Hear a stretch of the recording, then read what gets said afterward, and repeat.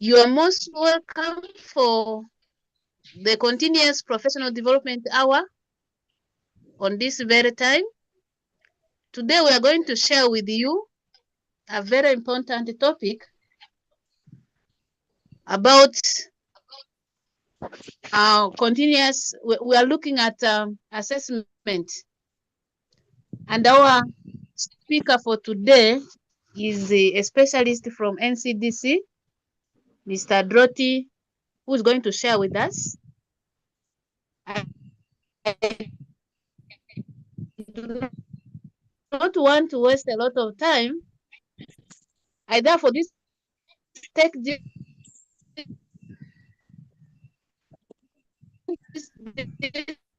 chance to welcome our presenter today. Though we have used much of your time, you will forgive us, but I hope you are going to give your best. Mr. Droti, you are most welcome to share with us formative assessment strategies when we are teaching and during that time Thank you. of learning. You are most welcome to share with us. Thank you. Yes, we shall give some.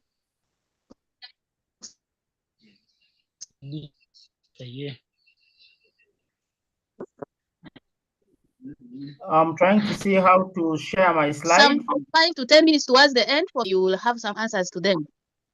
In case of any. Okay. So please.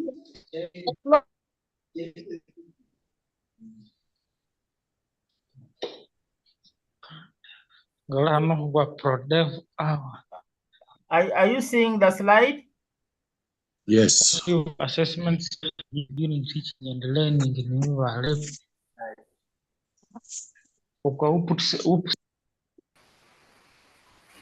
So thank you very much, Secretariat of OPSU.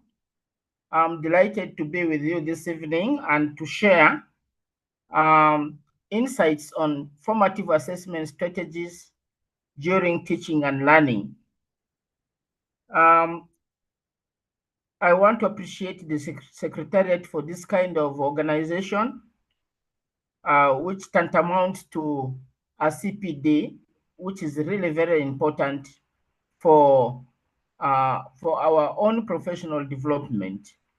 So thank you so much, Secretariat, for this arrangement. The topic given to me states, formative assessment strategies during teaching and learning. You'll all agree with me that finding evidence of the fact that the learners, of what the learners intended to know, is very, very important. Because when you look at the curriculum design, in the curriculum design, there's always what we call as the learning outcome. And learning outcome is what is intended to be learned by the student or by the learner. And when curriculum is being designed, the learning outcomes are the first thing to be thought of, which is at the back of the minds. So that what you desire the learner to be able to know, to be able to do with what he has known, is the first thing in curriculum design, which in this case is competence-based. So the indicators to show that learning has taken place are very, very important, and that forms part of assessment. So when we talk of assessment, it is not only examination, because many people think assessment is examination, but although assessment is, examination is an assessment, but it is a subset of assessment.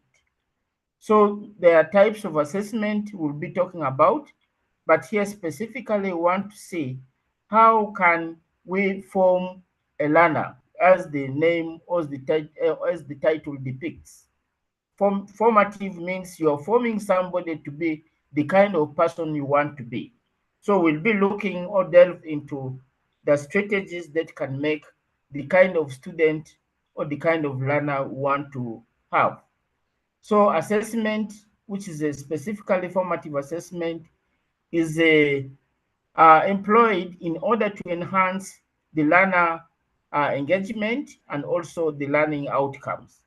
So that is the main reason for formative assessment. So for this particular presentation, we shall be looking at our understanding of the purpose and principles of formative assessment. What is the purpose? And what principles do we use in order to carry out a formative assessment? Then secondly, we'll also look at the effective strategies for integrating assessment into our daily teaching. Then also look at how do we provide feedback that promotes learning, and probably share some practical classroom examples using digital tools if time permits. So basically, yes. Before you proceed, you will have to go to full screen. Either you'll have to find out resharing the whole screen and then you go to slideshow because we are. You're not seeing? Yeah, you shared the side which is not in slideshow, so we are not moving with you together. We are still on the first slide. Hey, I've done slideshow, Okay. but let me start again. I'm doing a slideshow, Okay. but I don't know why it's not appearing. Yeah, I think maybe you had shared. When you are sharing, there are several windows, so you will share the I shared the what? the full screen. Yes. The very first one, and then after that you can go slideshow. Okay, let me try again.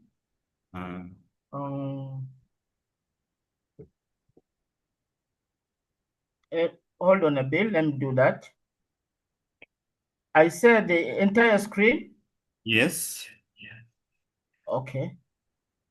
The screen. The very first area up there. Just when you click on share. Now go to PowerPoint.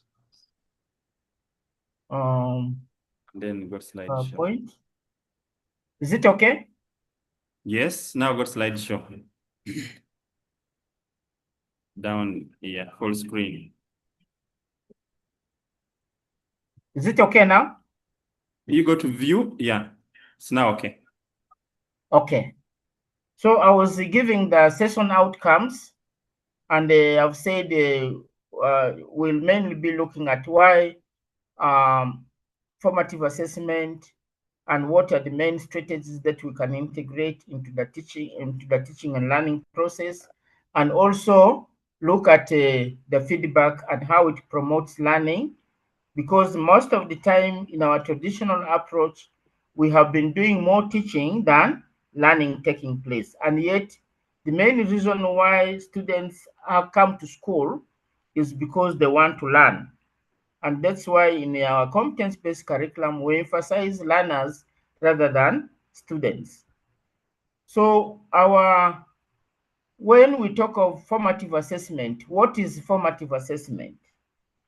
Like the name depicts, formative means you are forming the student.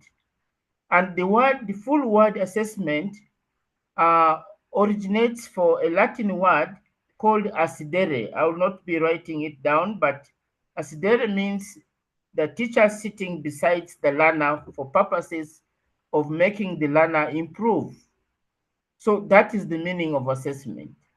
So when we talk of formative assessment, in this case, we shall be eventually referring to it as assessment for learning, which means it is a kind of assessment which requires the student to be able to learn.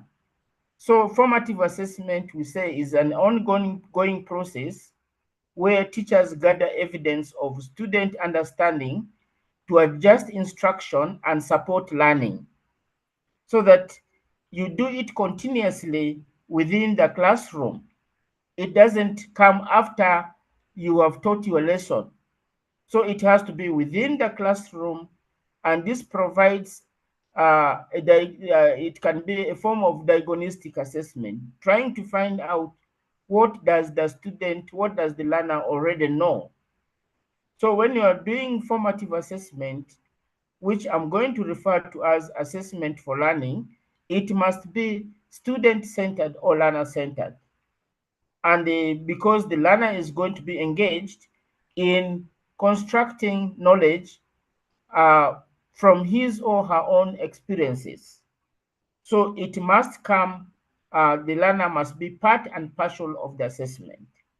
And the formative assessment guides instructional decisions. So when you do formative assessment correctly, and as the curriculum fidelity desires, you'll find that in the end, the student will be able to learn.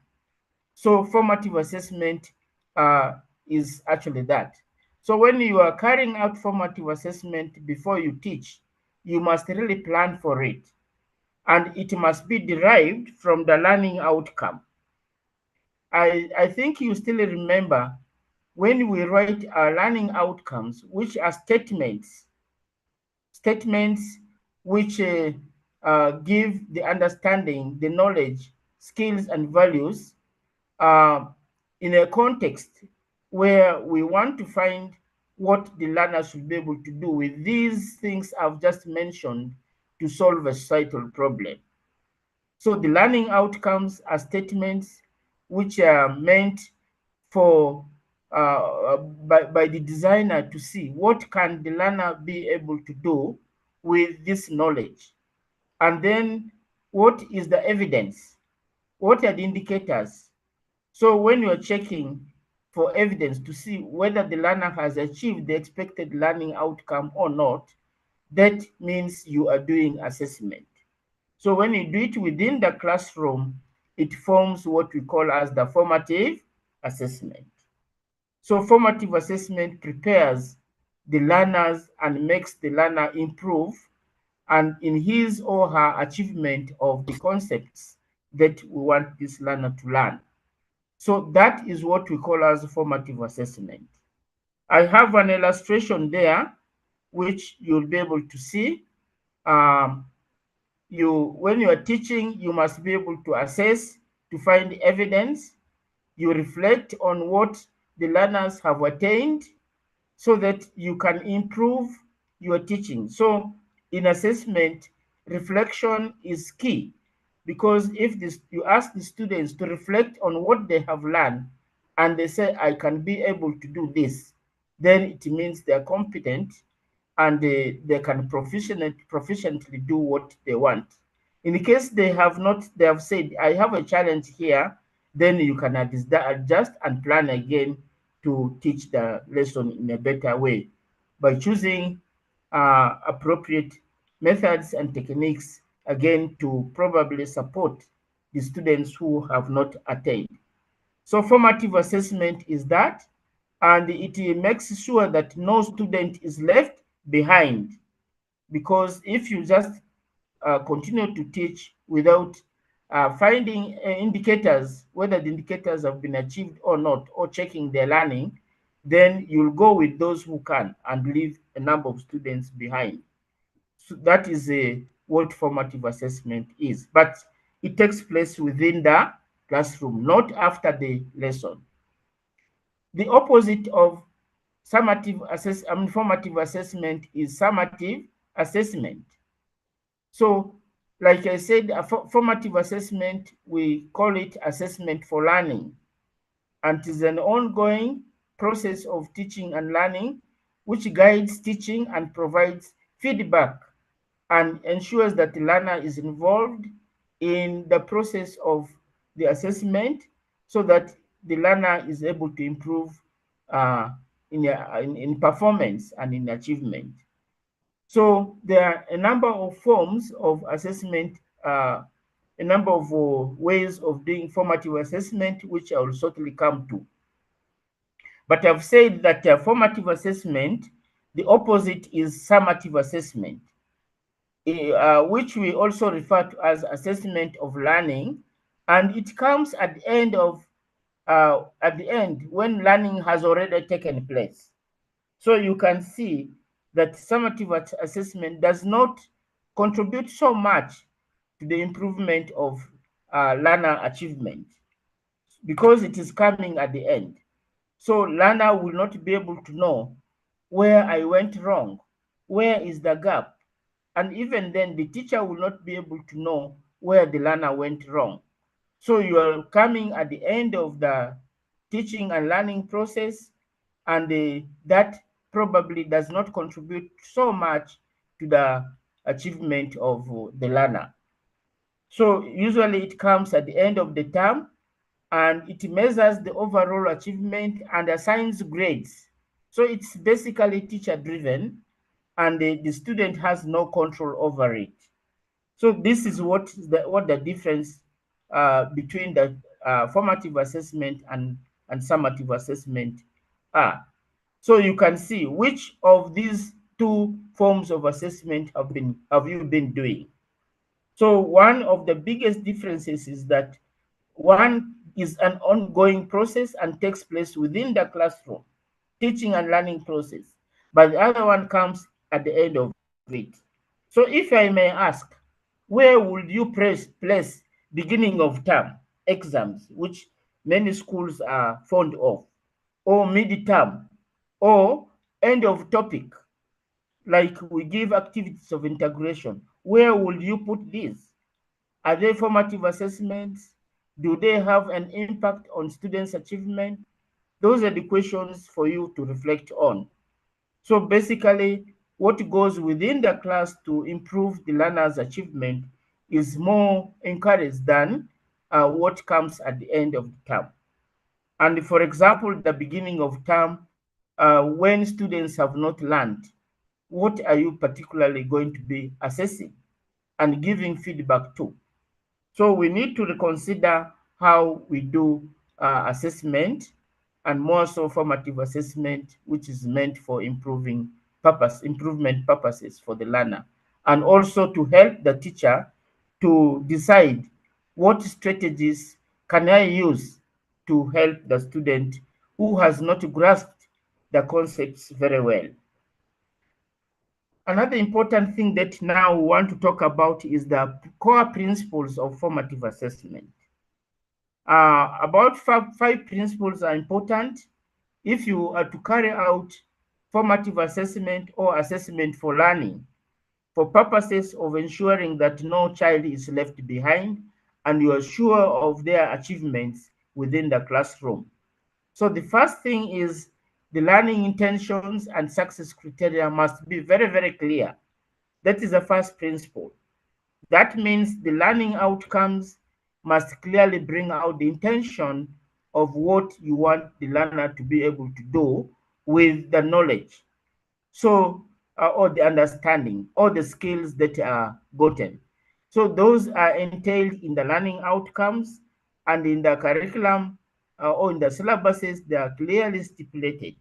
So you start from there, so that when you unpack the learning outcome, you're able to find the knowledge, you're able to find the understanding, the skills, and values to be developed, so that you find evidence for those within the classroom. Another very, very important principle of formative assessment is feedback.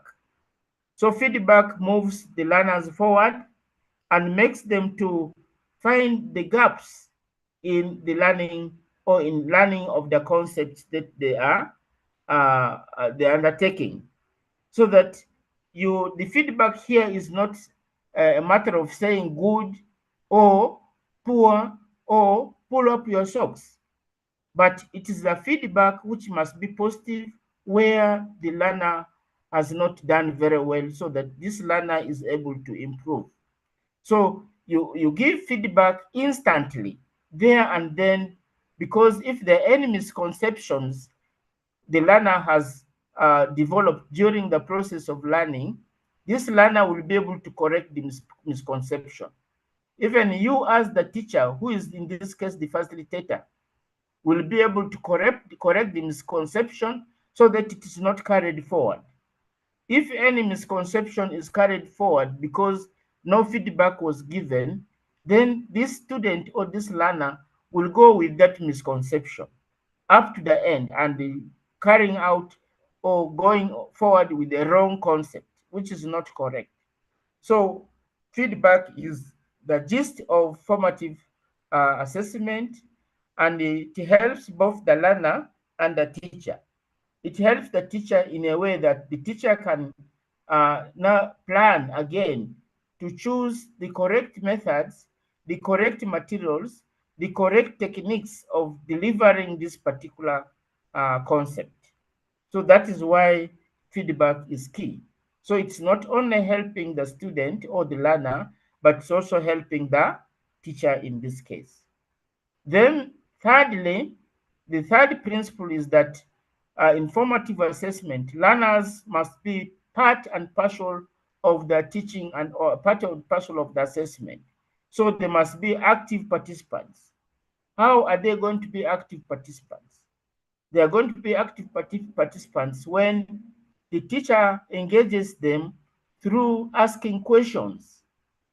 When you ask these questions, they must be open-ended questions which solicit their thoughts about the particular concept, so that these questions will encourage them to think about the concept you want them to build on.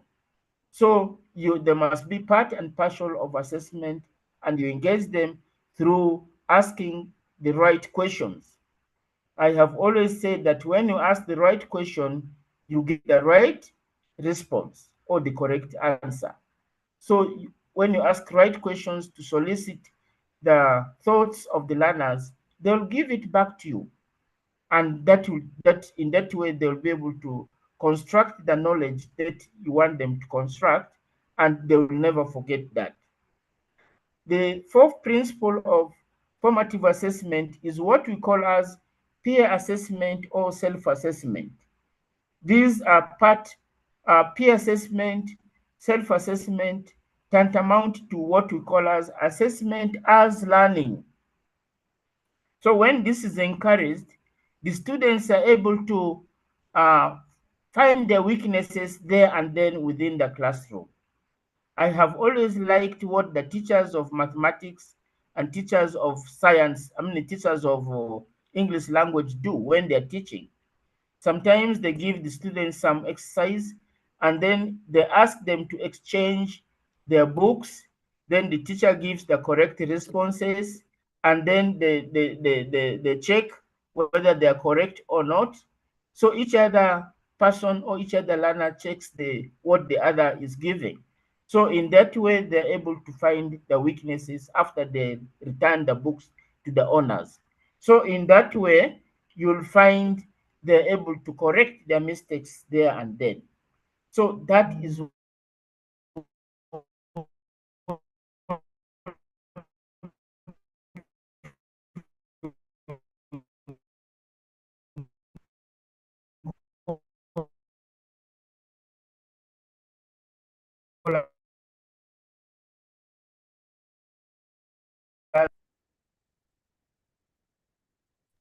Hello? Hello? Are you getting? Yes.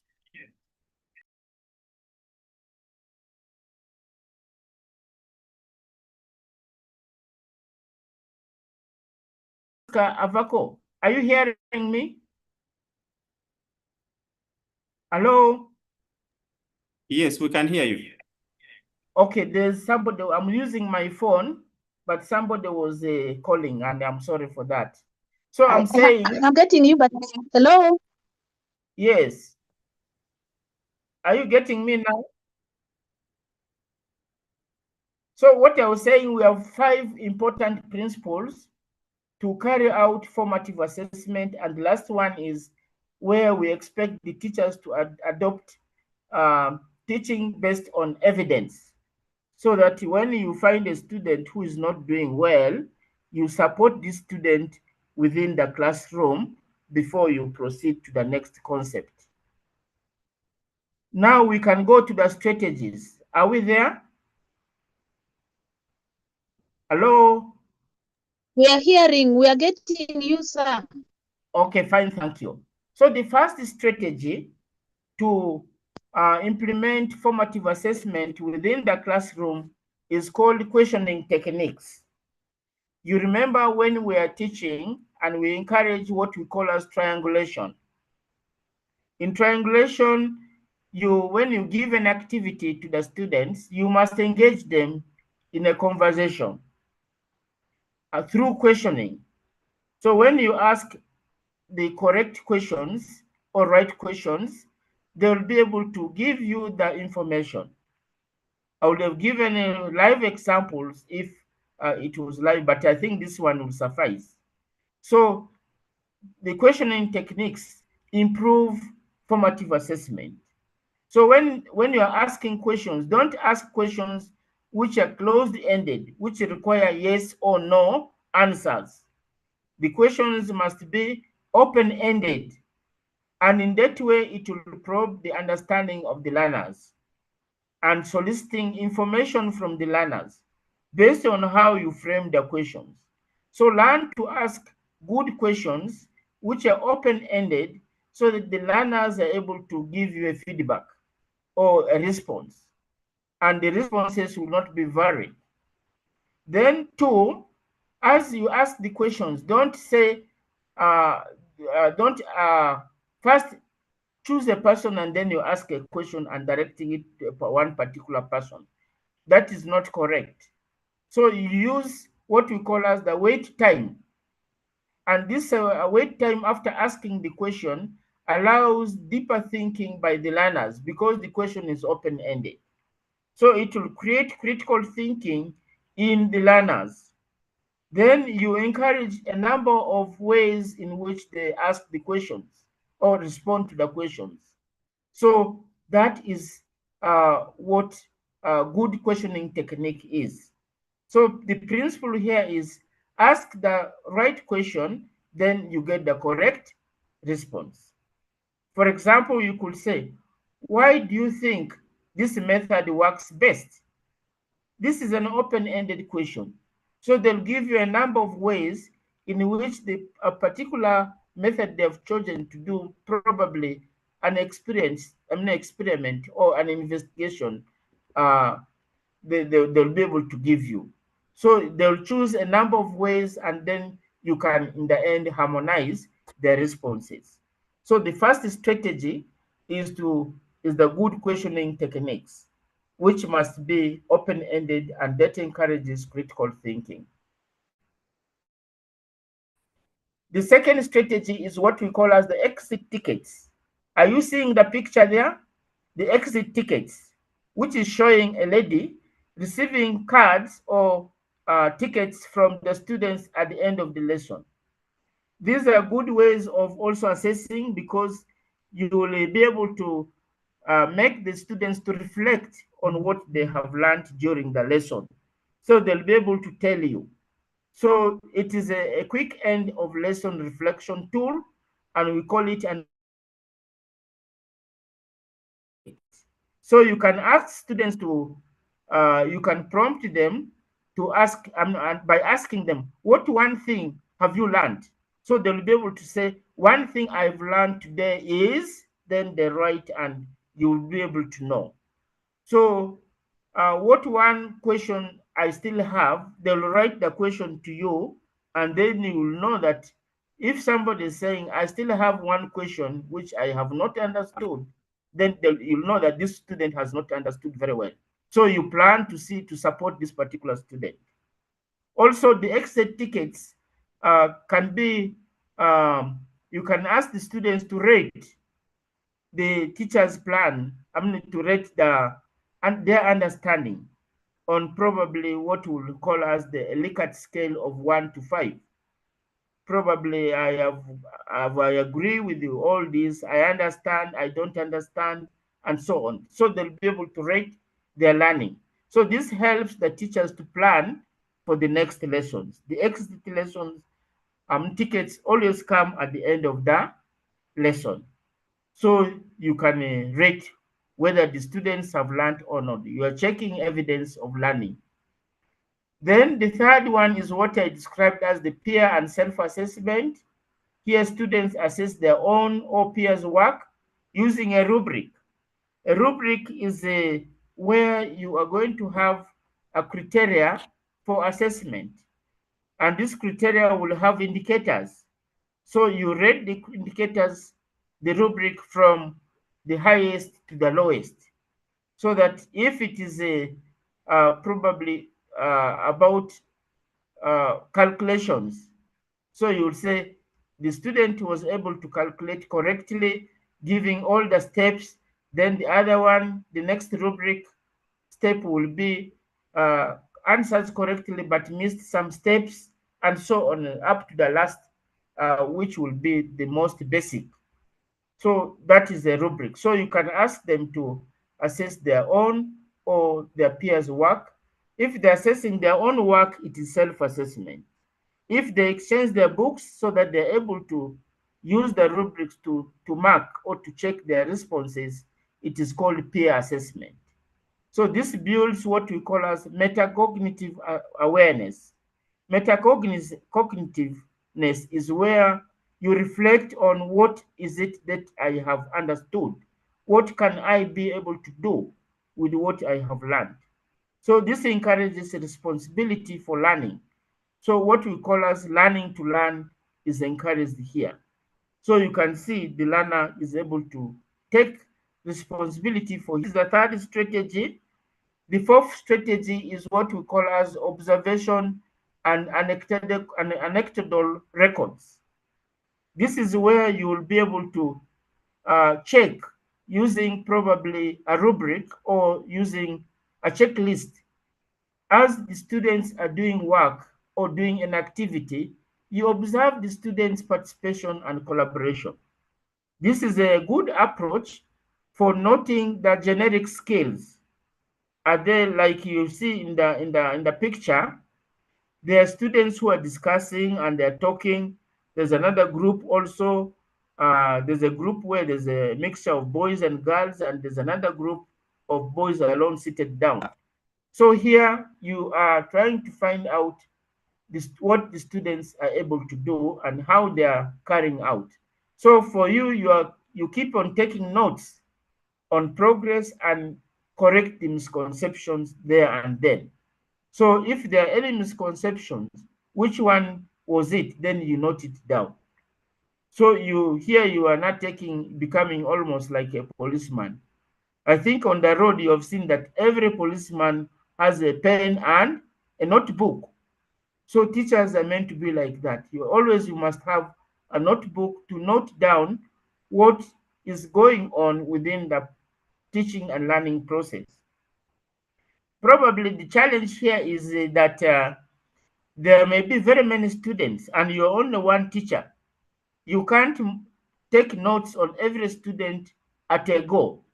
So you are going to take note of the groups and the different groups and what they're able to do, so that you're able to use the data for individualized feedback.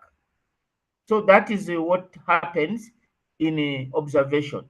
So when you give them an activity, and because we're saying it is a learner-centered approach, it does not mean that the teacher has no work. The teacher has a lot of work, and you need to check on what the students are doing. You observe them as they're doing an activity, but not to go out of the classroom and probably do WhatsApp on your phone. But you must be there to see what they're doing during the activity. Then the fifth strategy is what we call as learning journals and portfolios. This allows students or learners to document growth and reflect on the progress. So if you give them an activity and in the end they write a report, they must keep a record of that report. That is what is going to be called as a portfolio or a journal. So they keep it so that eventually they'll be reminding themselves of that. So you can see that in the picture, the teacher is encouraging them to keep records of what they're doing, so that if they can make a good portfolio of what they have done, then it becomes easy for them to remind themselves on what they have done. So here you combine written reflections, the drafts and feedback over time, so that they keep a record of this. So they will form what we call as the portfolios or the journals, so that they can even use it for a revision. Then the sixth stage is those who can use the digital tools. There's what we call as Kahoot or quizzes. This gives a real-time quizzes, so that when if it is digital and you have that chance, then you can ask them to click on answer a quiz, then it pops up a response. And after they've done all the quiz items in the quiz, then it gives them a feedback to see whether they have performed well or not. And if they have not performed well, then in some of the Kahoots, it will tell the students to repeat or to retake. And then as they do that a number of times, they're able to understand the concepts further. So it reinforces understanding. Then there is what we call as a Padlet or Jamboard. This is where they're able to do collaborative sharing. And maybe for our purposes, this may be a little difficult, but for those who understand ICT, use of ICT, they can be able to design that for the students. Like I know our chairperson, Mukalele, is good at that. Then also Google Forms for quick comprehensive checks. We can ask them, and then they using their phones, if it's allowed in your school, you can ask them to give a feedback, or you can ask them to do a Google form, and then it projects what they have done, how many people have done it correctly, and so on. So those are the digital tools. It may be rare in a number of schools, but other schools are using that. So during teaching and learning process and during formative assessment, I say feedback is key. And feedback is key because it provides effective teaching and learning process. So when you are giving feedback, don't wait until the end of the topic or until at the end of the lesson so that you give feedback. So feedback should be given timely, and it should be specific. It should be objective, so that the learner knows that here I did not do well, and is able to improve on that specific weakness he or she has gotten. And you'll find that in that way, the learner will correct that mistake or that shortfall and will never forget it. So feedbacks like pull up your socks or see me are not specific, but it must be objective on what the learner was able to positively do, or where this learner had a challenge. Like you can say the learner, oh, you did not follow all the steps. This is what you should have done. So the feedback also must be actionable, so that it tells the student eventually what he or she should be able to do. So you can have a feedback which is a positive, or feedback which makes the learner to be able to construct knowledge by asking or directing the learner to respond to some good questions, and also feedback which gives encouragement. But don't discourage and say, see me, you look like your mother. Those are not good feedbacks. So you use all those things to encourage the student, because it is meant to enhance understanding of the different concepts. Then I said it must be learner-centered. So involving students in the process of assessment, formative assessment, is key.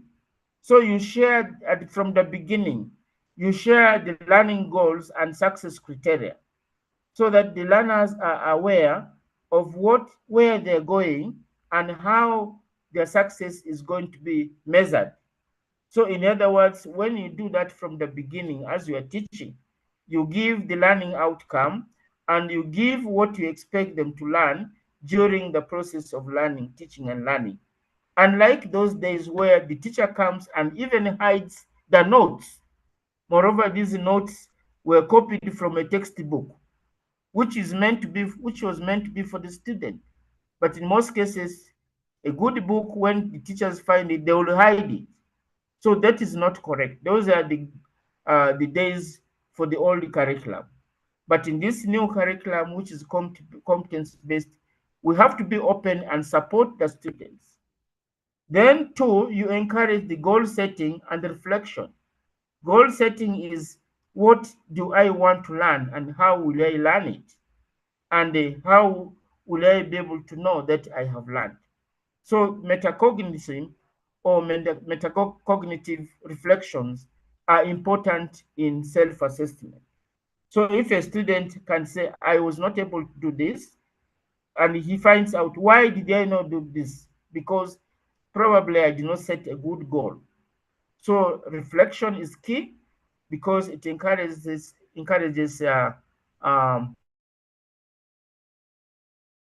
further understanding.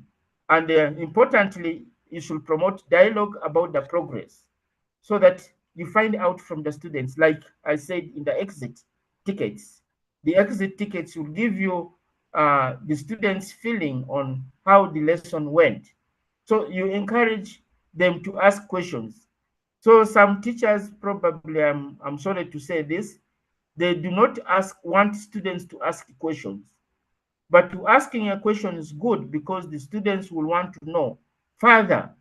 And even after the lessons, sometimes they follow you because if they follow you, it means they did not understand and did not support them during the teaching and learning process. So let us try as much as possible to involve the learners in the process of assessment through asking the right questions, encouraging them to respond to the questions or to the tasks and give their responses so that you give a feedback on the responses.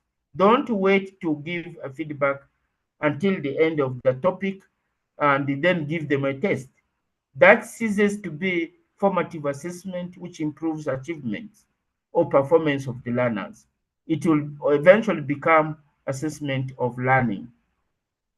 Then once you do that, because formative assessment helps the teacher to gather evidence on the learner's performance or learner's achievement.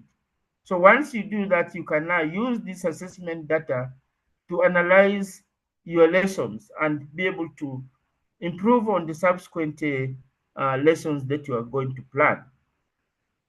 Then this will also help you to group students for targeted instruction because not everybody is one size fits all. So there are those who will take their time and there are those who will be very fast. The fast learners, you'll give them extra work. The time takers, you can also probably provide a remedial for them to understand. So that is the essence of formative assessment. So the data, the notes you take on every group, on about every learner, you'll be able to use it to help them for better instruction. So you need to document progress for reporting and also feedback to the parents. I think that's the more reason why many schools still insist on a mid-term and end of term. Although these take time, but when you document the process within the classroom and give a report on the learners, every learner to the parent, I think eventually they will appreciate. I think when we go gradually, we'll help the parents to appreciate that learning takes place more within the class, and the report that I give on how the student is faring within the classroom is better than when I give you a report which is one-off, which is not very, very objective and detailed. So that is a formative assessment. And even then, like for UNEB collects data on students. There's what we call as the CHI. The CHI can be generated for this kind of report, that you make on every student during the teaching and learning process. And of course, formative assessment does not go without challenges. It has a number of challenges, ranging from time constraints, the large classrooms, and limited resources. And this cannot be overemphasized. These are challenges which are real, and they vary from school to school. So if there are large classes or limited resources, what do you need to do? The solution is that you use quick strategies like peer assessment if it's a big classroom, or you use what we call as low-tech approaches, digital if you can. So these will be able to, save your time of marking the books individually yourself. So those are quick and they'll give an instant feedback. So that's how you can overcome these challenges. So this is now a reflection for you. Probably, if I may ask, what formative strategy can you now apply in your next lesson, and how will you improve your student learning? Because we can now see from this presentation that formative assessment, which we're calling as assessment for learning and assessment as learning, are very, very important to improve, to make a learner achieve as we expect or as we intend in our syllabuses through our learning outcomes. So in that way, you are going to prepare this student. This student will not have to wait or have to overread and cram, so that he or she is able to pass the end of cycle exams or end of term exams. But when you prepare them in this manner, you will find that holistically this student will develop and improve in achievement before progressing to the next lesson. So what is it that you are doing? So in summary, I want to say that formative assessment tantamounts to feedback in action, because this feedback will help the student or the learner to identify the weaknesses within the teaching and learning process, within the understanding of the concepts, and improve on it there and then. And they also help the teacher. And two, it enhances engagement, because the learner will now take charge of his or her own learning, and the learning will actually take place. And in that way, we eventually will have a teaching quality, a quality teaching provided to these students. And finally, we know that formative assessment is continuous, and it is what constitutes learning. Because if we wait at the end of the lesson, you will find that, or at the end of the year, at the end of the cycle, the feedback does not give evidence of improvement. For example, when you do a PLE, how many of you have seen the scripts that they wrote during PLE or UCE? Have you ever seen your scripts, or at the university? And how, if you have never seen, how does it help you? In the end, you just get a report that you got first grade, or in our case, you got a result 1, you got a result 2. But what are the details, and how will it help you? So what will help a learner is the feedback within the classroom, and it must be continuous to make sure that the learner improves. It must be flexible, and it must be student-centered. Flexible because there are certain things that the students probably will write, and for you, you may not understand, you may not know it, or may not have come across it. But because they are also in the environment and in the community, they probably will know. So that will give you a further, you know, response, which the students probably have come across. So it enriches your understanding, and it enriches your responses and how you'll be able to do it. So that is the summary I want to provide. And I want to thank you so much for being part of this. And probably if you want to read further, you can look at those references which I've put at the end of my slide. Thank you for listening. That is the end of my presentation. Over to you, the host. Thank you. Yes, we are so grateful, Mr. Droti, for taking us through the assessment strategies. Because we started late, we've gone past about 13 minutes. We are going to request for 6 to 7 more minutes for members to have question and answer session. I therefore request all the members who are active to have input to share with the speaker what you have understood, or if you have any questions that you want him to clarify more. Please, members, you're most welcome. This is the time. Otherwise, we are grateful for all you have done, for what you have shared with us. I therefore request the participants who are here Thank you. to have questions. Thank you. If there are concerns, members, you're most welcome.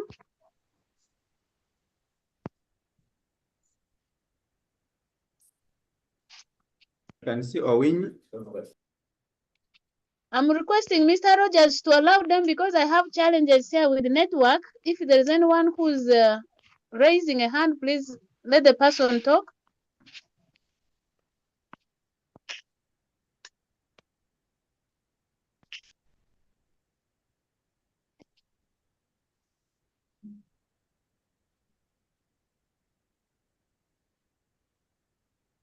I can see Owini has unmuted. Samuel, do you have something to say?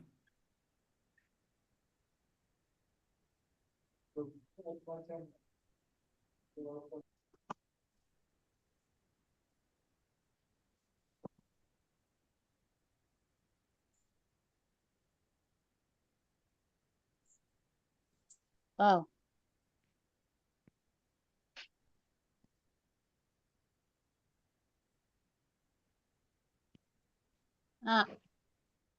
Mr. Rogers?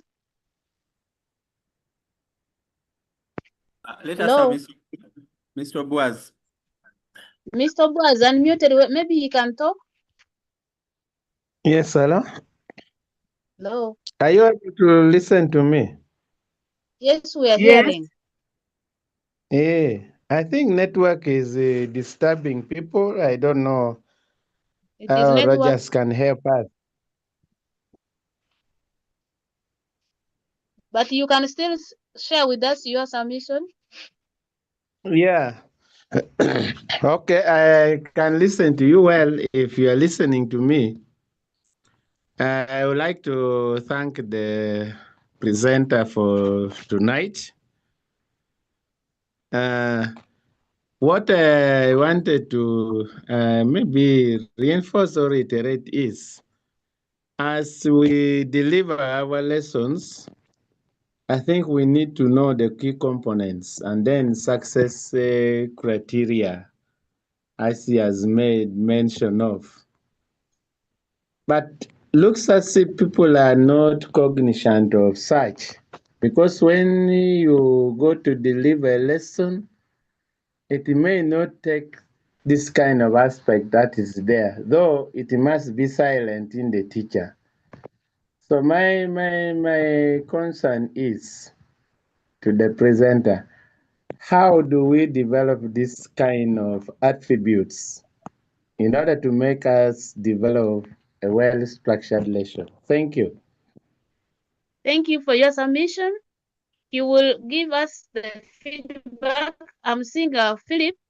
Philip, you may unmute and send your submission.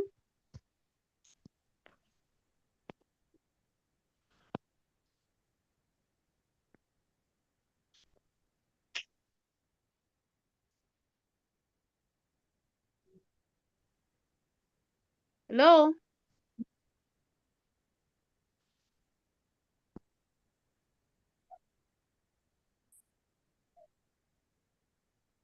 Hello?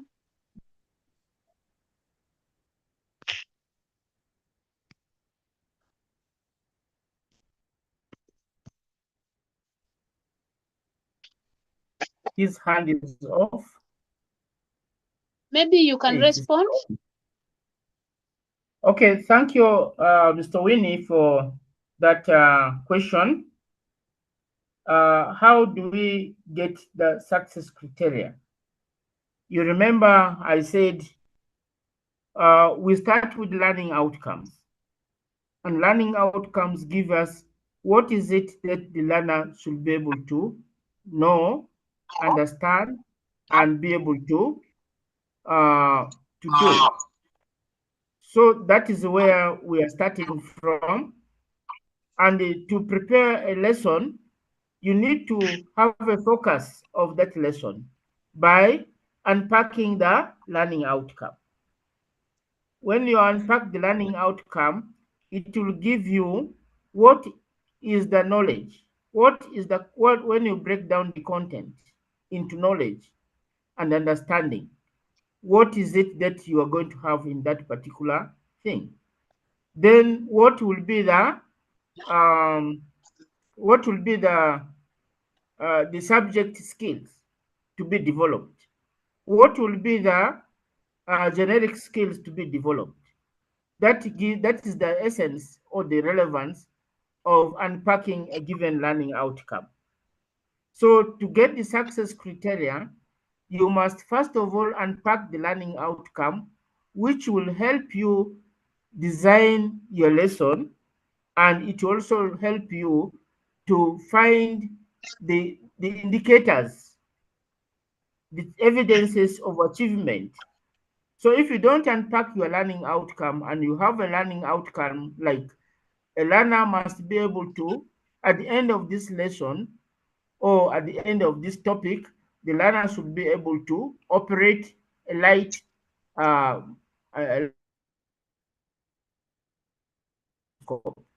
to probably to study the slides designed from plants, plant cells or animal cells, and so on. Probably if you have something like that. So you need to have, before you operate a microscope, you need to know the parts of the microscope. You need to know the cells of a plant and animal. Then you need to know probably how to use the microscope, those before you operate it. So those will form the knowledge and understanding of the microscope. Then you go to the subject skills. In the subject skills, probably here, for you to operate the microscope and use it, you need to know the processes of using the microscope and how do you observe. So the observation becomes a subject skill, and using the microscope becomes also another subject skill. Then you go to probably the generic skills. Generic skills here will include things like you are dealing with the plant cells and the animal cells.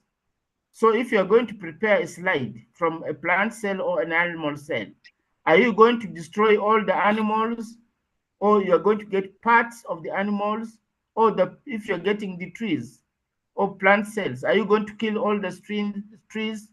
So that is already developing responsibility for for taking care of the plants, the environment.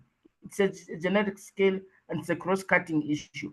So you can see, if you unpack the learning outcome, you're able to generate the success criteria, which will give you the indicators of how to know that this learning outcome has been achieved.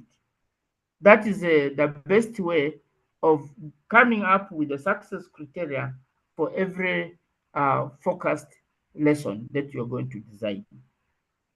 I hope I've made it very clear for you to understand. Thank you so much, our speaker for tonight. I still see somebody's hand up, though we are now late.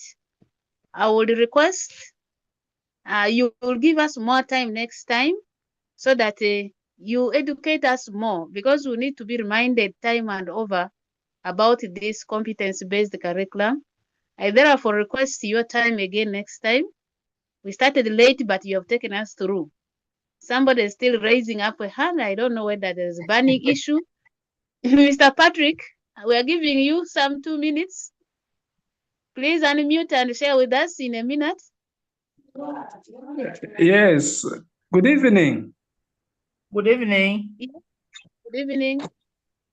I would like to appreciate Mr. Droti for wonderful presentation. However, what I see is a challenge is those other factors which he has put forward.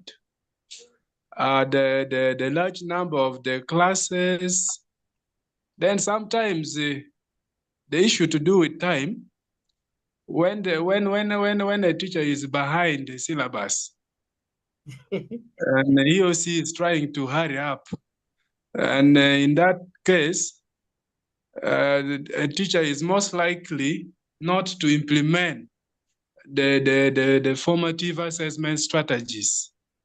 But I'm so happy for what he has put forward. Mine is just an appreciation to him. And I would like to request him if he can share with us the slides, the presentation slides, so that we go through it and we implement it in our teaching and learning. Thank you. Thank you. Thank you for your concern. Thank you, Patrick, for that appreciation. I've taken note. I'll share it with the secretariat, and then the secretariat will see how to share it with the team. Thank you so much, Speaker, for that much love for us. Mr. Katende, if you are hearing me, you have a word and we close. We've gone past the time.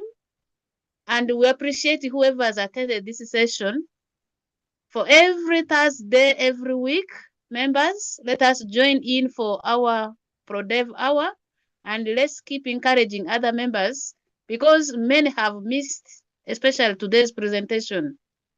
Many of us have missed this presentation. Let's keep encouraging our friends so that we move together as a family of science. For some of us who are still behind with this new curriculum, such a time that the union has given for the science teachers, we appreciate the union so much. Mr. Katende. Hello. Yes, Rogers. Hello. Okay, Mr. Katende, can you have a say and we close? Maybe just to thank our presenter for today. Sir, we are so grateful for your time. It's my pleasure. We have learned a lot. As a union, we promise to keep that close contact because we know that there is no way we can spearhead this science. I can say science-based curriculum without you guys always coming on board.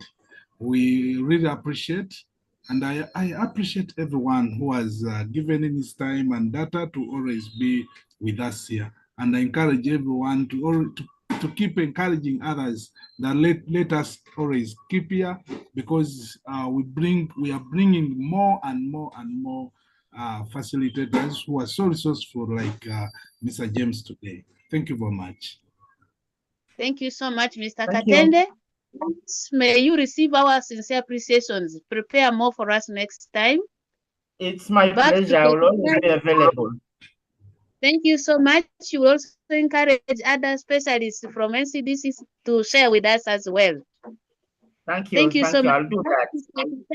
Mr. Mukalele, you may close for us the session.